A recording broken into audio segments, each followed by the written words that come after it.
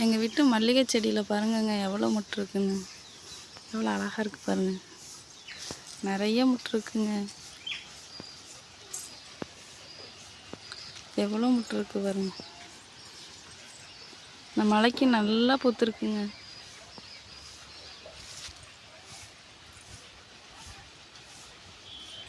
நல்லா பெரும் முட்டாக இருக்குங்க.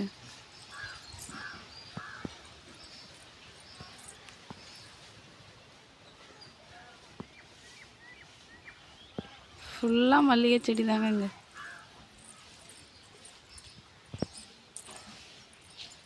பந்தல் மாதிரி போட்டு அதில் விட்ருக்கோங்க.